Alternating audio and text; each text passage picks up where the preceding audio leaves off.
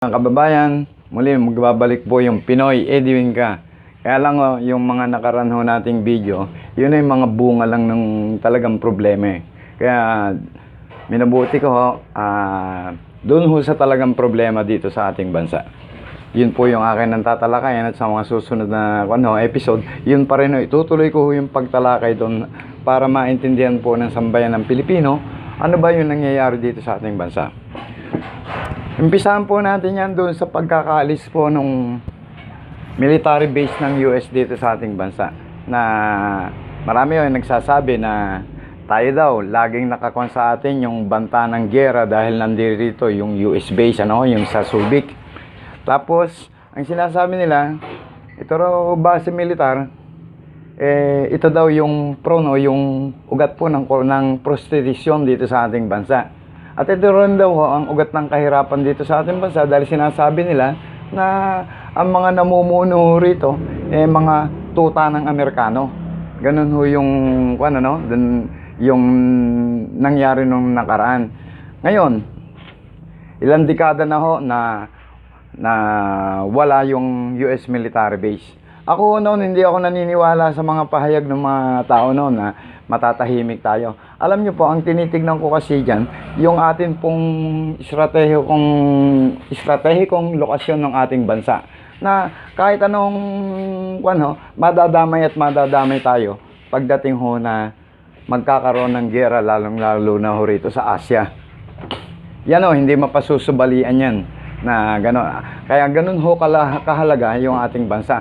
Kaya kung magkakaroon man ng konflik o hindi pagkakaintindihan o magpapalawak po ng teritoryo ang mga malalakas na bansa, isa sa tatargetin nila ang Pilipinas.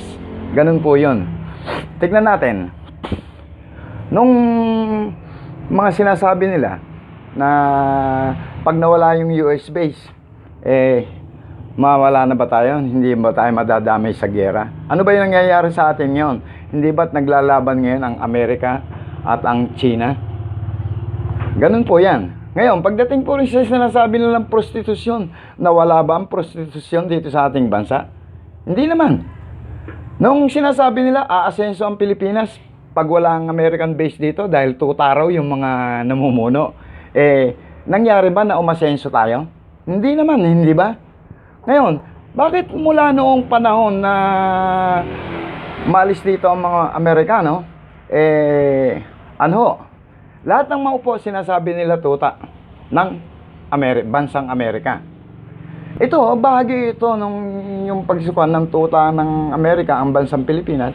Ibig sabihin lang po yan, nagpapatuloy po yung mga ilang grupo na para ang bansang Amerika at ang ating bansa, mapailalim po doon sa mga susunod na panahon doon sa sasabihin natin Cold War. Ito tahimik lang pero naglalaban-laban po sila. Kasi pag alis ng Amerikano, ang sumunod na umiral dito sa ating bansa nung mawala ang Cold War noong 1980s, ang pumalito sa atin economic war. Ito yung giyera na pang-ekonomiya. Noon, kaya ang kinunahuyan mo yung globalisasyon, yung mga pagbaba ng mga taripa ng mga produkto, ganon, at yung malayang kalakalan. Kunahuyan, sama-sama. Sa aking palagay, inaakala ng mga pre-world countries, yung mga malalayang bansa na katulad natin nga na ganon, kung ang bawat bansa magiging sa kalakalang pangmundo, makukuha na nila ang komunismo.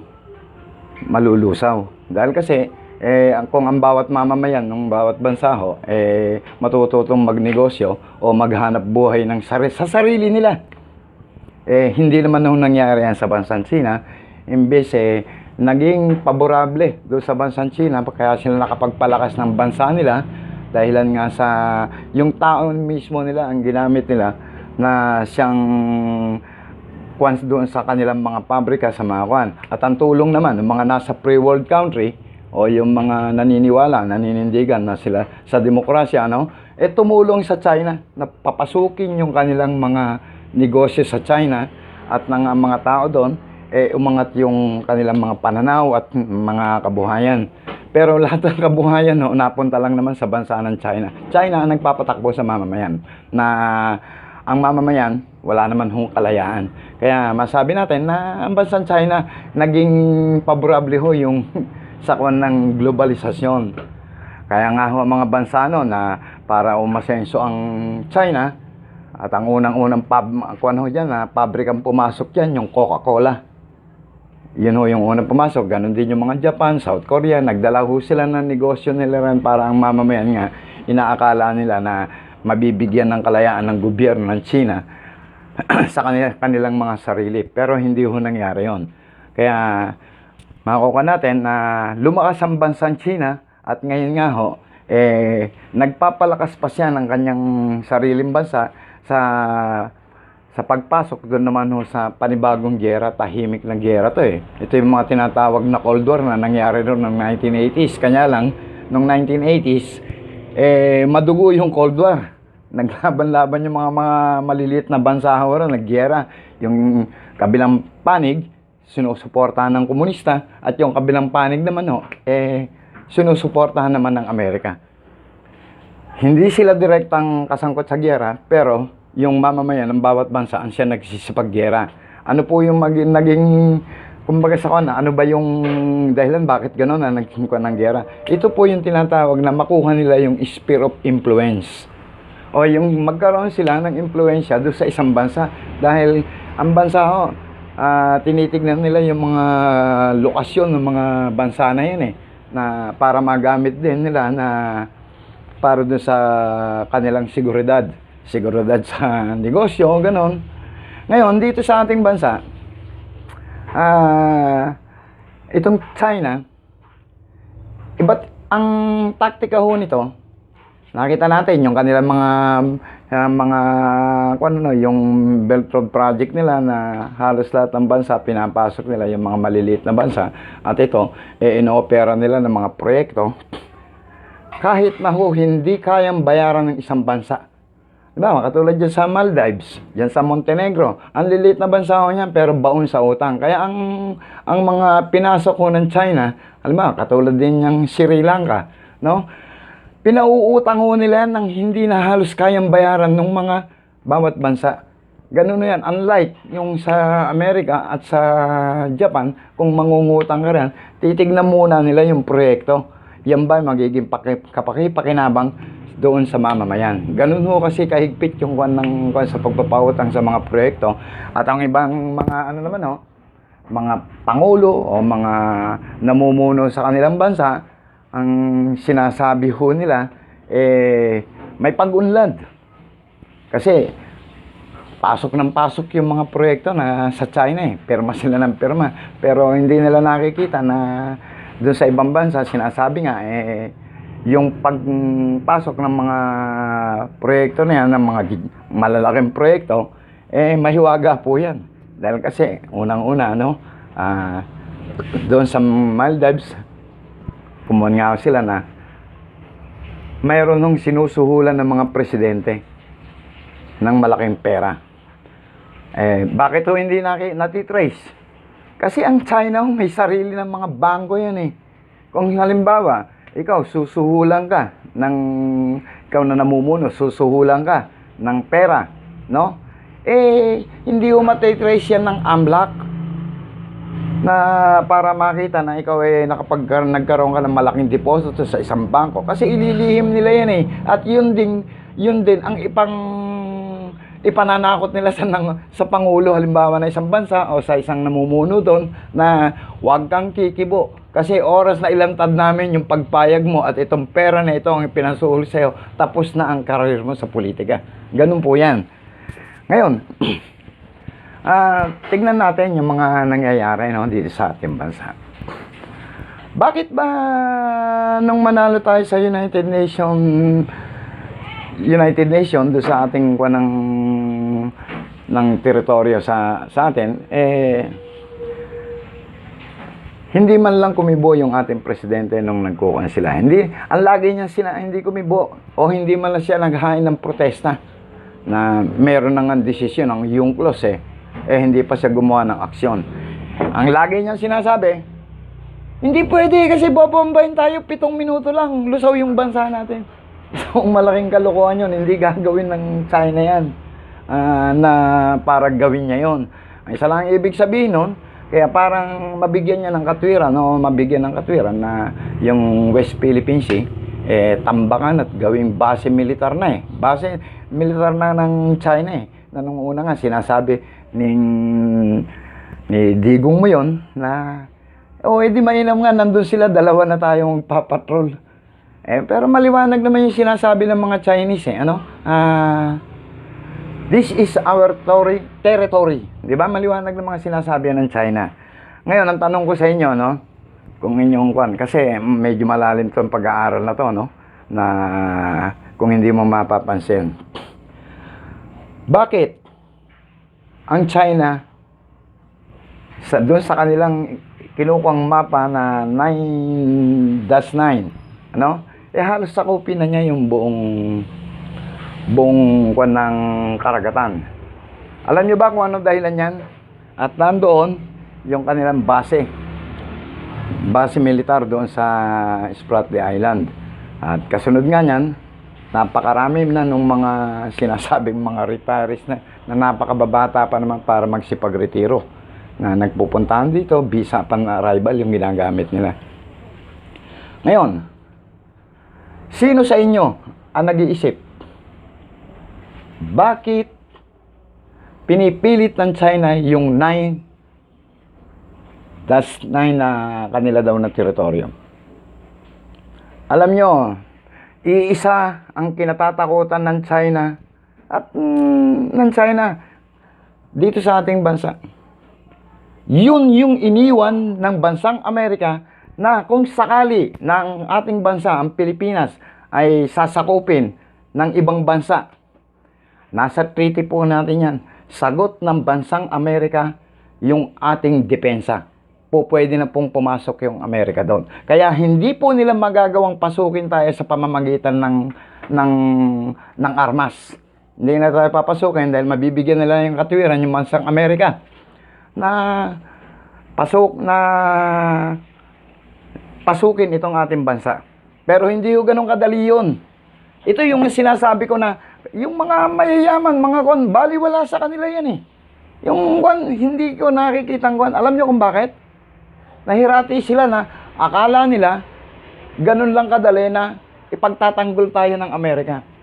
Pero sino ba yung hihiling ng halimbawa, humingi ng tulong sa Amerika para tayo tulungan? Hindi ba ang dapat presidente? Pero sa tingin nyo, yung ating kasalukuyang Pangulo, yung si Digong mo yun, gagawin niya ba yun? Hindi niya gagawin yun dahil yung kanyang sinasabi na kaibigan niya, yung China hindi ba? Kaya dapat yung mamamayan, sinasabi ko nga, yung mga demokratiko ang kaisipan, dapat kumilos yan. Kasi sa nakikita ko sa mga tao, baliwala sa kanila yung mga issue na yun Ito ang isang dyan kung bakit na pinipilit ng China yung 9-9 na yan. Alam niyo kung bakit? Malalim po yung ating karagatan.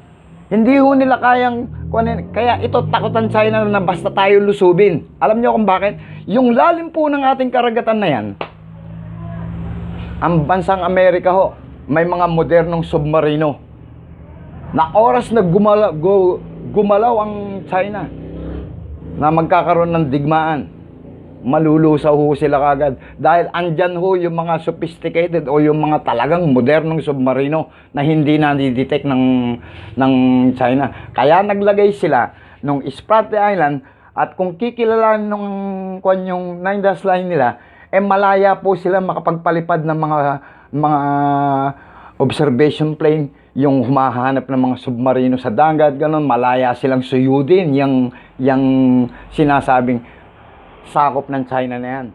At itaboy doon yung mga submarino ng Amerikano. Ganun po yun. Ito hindi nalalantad, kaya nga sinasabi ko sa inyo noon pa na malalim mo yung pag-aaral dyan. At siguro dito sa channel kaya dito ko na isinentro yung pag-uusap dahil kung susunod ako ng susunod sa mga issue na nangyayari sa ating bansa, hindi po ito malalaman ng sambayan ng Pilipino. Ganun po yun. Kaya Ako, nananawagan ako sa sambayan ng Pilipino. Kung ikaw maka-China, gusto mo ng komunista, sige, diyan ka. Pero kayong mga gusto naman ng isang demokrasya, yung kasalukuyan nating nai-enjoy na magamat mahirap tayo, may kalayaan, dito ka. Magparamihan kung sino ang higit na nakararami.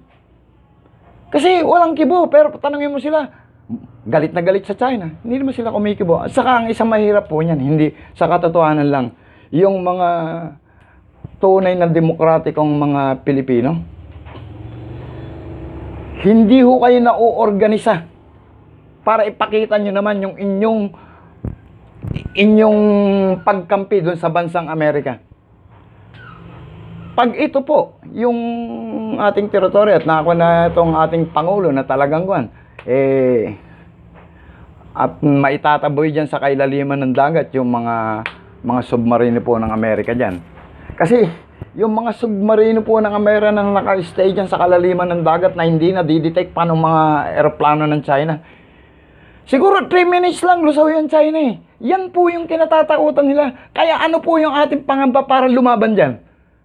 Pero kailangan, ipakita natin yung suporta natin sa Amerikano at nang sa gayon, yung ating pamumuhay dito, magpatuloy na may kalayaan. At hindi lang ho yun. Kinakailangan pagbutihin po natin yung ating sistema politikal, yung ating pong pagyakap doon sa demokrasya. Katulad ka ng sinasabi ko, yung mga haligi ng demokrasya, unang-una, human rights. Freedom, press freedom. Yung mga yan po kinakailangan yan. Yung economic right ng tao. Yan po yung tignan natin. Kasi, wala pa po tayong dapat ikatakot yan. Ang kinakailangan natin kumilos. Magpakita tayo ng suporta sa demokrasya. Pero hindi po organisado ang mga Pilipino. Yan po. Sasabihin nyo sa akin, hindi ko kanya. Kasi nangyari na po yan eh. Nangyari na po yan sa Cuba. Ito yung sinasabi ko, no? Na sa Cuba, ang huling pag-asa ng mga mayayaman, ng mga nakapag-aral doon, maglunsad po sila ng retaliation o ng paglaban doon sa sumakop na komunista doon. Alam nyo po ang nangyari. Hinihingi nila ang tulong ng bansang Amerika. Hindi na ho naibigay ng bansang Amerika yung tulong. Bakit? Kulang na ho ng suporta sa mamamayan eh. Dahil ang mamamayan ho nun, sa tingin nila, ipagtatanggol sila ng US. Ang US ho, pag nagpakita ng malaking suporta ang isang mamamayan, tutulong po yan. Ganun po yan. Dito sa ating bansa, baliwala. Sino ang hihingi ng tulong sa Amerika? Ang presidente? Gagawin ba ni Digong yun? Yung presidente nyo? Hindi ko gagawin yan. Kaya ngayon, nasabi ko nga, dito po sa aking channel, sana po mabuo natin yung organisasyon naman po ng mga nasusuporta po sa demokrasya. Yun lang po yung ating panlaban dyan. Kaya sinasabi ko nga, sinasagot ko yung mga senador na yan. Magtataka nga kayo eh. Bakit kanyo? Di ba? Nagiging katanungan sa mamayan. Bakit ang mga senador? Walang kibo. Ako, hindi ko kayo nakakasasan. Nagdududa ako na baka kayo may bank account na sa mga bangko ng China. Ganun po yan. Pati yung mga congressman na yan. Hindi ko sinasabi ito. Haka-haka ko lang, ano? Pero may posibilidad na may mga bank account na yan sa bangko ng China na hindi naman ilalabas ng China yun eh. Habang hindi nila ilalabas yan, hawak kayo sa leeg.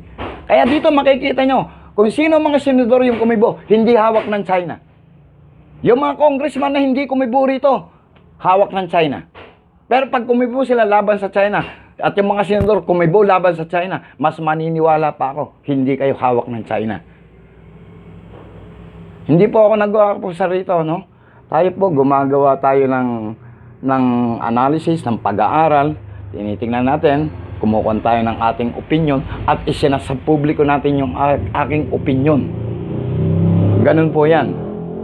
Kaya marami po tayong dapat pag-usapan mga kababayan kong Pilipino. Madala na po tayo. Yun nangyari sa Cuba. Puro mayayaman po, kumilos sila, huli na. Yung mga nakapag-aral doon, yung mga maluluwag sa buhay, kumilos sila, huli na. Kulang na sila ng suporta doon sa mga mamamayan. Kaya nga sinasabi ko, ano? Kayong mayayaman, kayong mga nakapag-aral, dapat itong mga mahihirap, ang mga mahihirap parang manhid, ayaw na rin kumilos. Hindi nyo masisisi sila. Kaya kinakailangan ang mamamayan talaga magsama-sama. Huwag ko kayong matakot na gigirahin tayo ng China. Kung marami na ho tayo at mananawagan, kung ayaw ng presidenteng manawagan, tayong mamamayan, manawagan tayo sa bansang Amerika na natulungan nyo na kami. Ganun ho yan. Bakit? Hindi ba ang mamamayan na naglagay sa presidente? Ngayon, kung ang mamamayan na ang hihiling doon sa bansang Amerika na tumulong na, tutulong ho yan.